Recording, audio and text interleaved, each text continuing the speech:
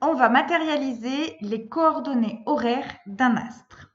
Pour matérialiser les coordonnées horaires d'un astre, je vais avoir besoin d'un cercle de référence qui va être l'équateur. Donc mon cercle de référence, c'est l'équateur. Donc c'est celui qui est perpendiculaire à l'axe des pôles. Donc ici, c'est l'équateur. L'autre cercle de référence, c'est l'horizon. Mais l'horizon, j'en avais besoin pour les coordonnées horizontales. Maintenant, pour placer les points cardinaux, si j'ai mon axe des pôles, pôle nord, pôle sud ici, j'aurai le point cardinal nord ici, sud ici, est là-bas, ouest ici. J'ai matérialisé ici une sphère locale qui est la fusion d'une sphère terrestre et d'une sphère céleste avec un lieu de position L placé ici sur ma sphère terrestre à une latitude phi et une longitude. Ici, je vais avoir une longitude G et une latitude ici phi. Pour représenter ma latitude sur ma sphère locale, par raison de symétrie, je vais avoir ici, je vais retrouver ici ma latitude. Ma latitude, elle est donc entre l'équateur et le zénith, mais elle est également présente ici, pour des raisons de symétrie, entre le point cardinal nord et le pôle nord. Mon astre, pour être conforme à ce que j'ai sur la figure ici, mon astre serait placé à peu près par là. Dans la sphère locale, je vais donc avoir l'axe des pôles dans l'axe de la figure.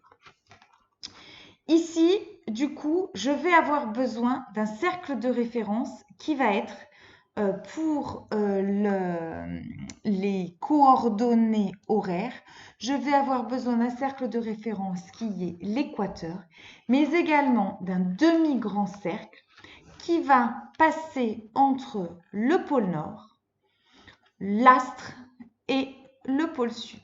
Donc, le pôle nord, l'astre et le pôle sud, c'est donc un demi-grand cercle que je vais noter ici. Et ce demi-grand cercle, c'est ce que je vais appeler le cercle horaire de l'astre. Cercle horaire de l'astre. Maintenant que j'ai l'équateur et le cercle horaire, je vais pouvoir déterminer les coordonnées horaires de mon astre.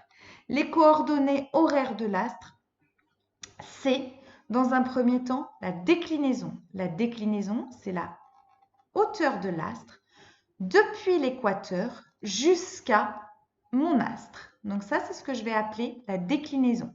Ici, ma déclinaison, elle serait nord car elle est orientée vers le pôle nord. Si j'avais un astre orienté, qui était là dans l'hémisphère sud, à ce moment-là, ma déclinaison serait sud. Ma déclinaison ici de l'astre, je la retrouve entre mon équateur céleste et mon astre.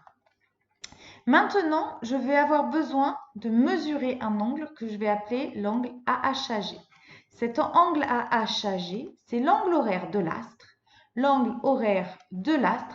par rapport au méridien origine. Les angles horaires sont tous les angles qui vont être comptés sur l'équateur. Donc j'ai par exemple l'angle AHAG et puis je pourrais avoir un deuxième angle éventuellement qui serait l'angle, si je le matérialise comme ça, AHA0, ce serait l'angle horaire de l'astre par rapport au méridien origine. Il faudrait à ce moment-là que je place le méridien origine. Dans un premier temps, pour calculer l'angle AHAG, je vais avoir besoin de matérialiser et de visualiser sur ma sphère locale le point Q. Le point Q, je vois que c'est l'intersection ici entre l'équateur et le méridien du lieu. Le méridien du lieu, c'est celui qui passe entre le pôle nord, le zénith et le pôle sud. Le pôle nord, le zénith et le pôle sud. Ici, le méridien du lieu, c'est ce méridien qui est ici.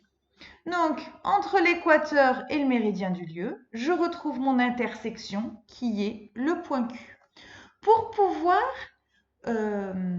mesurer mon angle horaire. Mon angle horaire, c'est un angle qui part du point Q, qui tourne dans le sens de la voûte céleste, donc qui se tourne dans ce sens-là. Et donc, pour déterminer, pour être toujours compté, pour que mes angles soient toujours comptés dans ce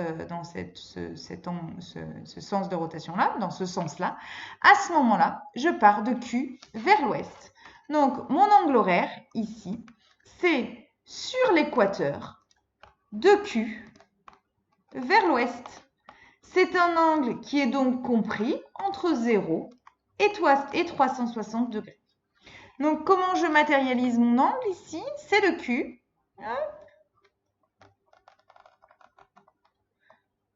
Et j'ai mon angle ici, AHAG, mon angle horaire de l'astre par rapport au méridien origine. Je retrouve bien ici mon angle AHAG.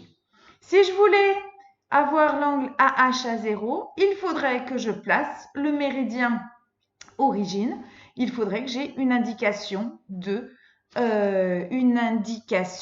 longitude. Alors, éventuellement, je pourrais le mettre. Ma longitude, je vois que du point Q, je pars en sens inverse vers mon point 0 ici. Donc, je pars du point Q, je pars dans ce sens-là, je fais un angle et je retombe sur le point 0. Donc, je pars du point Q, je fais un certain angle ici de, alors j'en sais rien, il faudra à peu près le mesurer. Et pour me dire, par exemple, mon point origine, ce serait celui-là.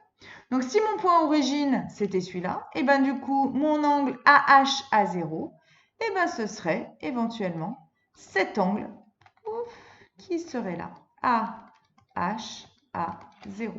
Mon angle horaire de l'astre par rapport donc au méridien origine. Voilà mes différents coordonnées horaires. Donc, quand je vais parler des coordonnées horaires, je vais parler des coordonnées de l'angle horaire et de la déclinaison.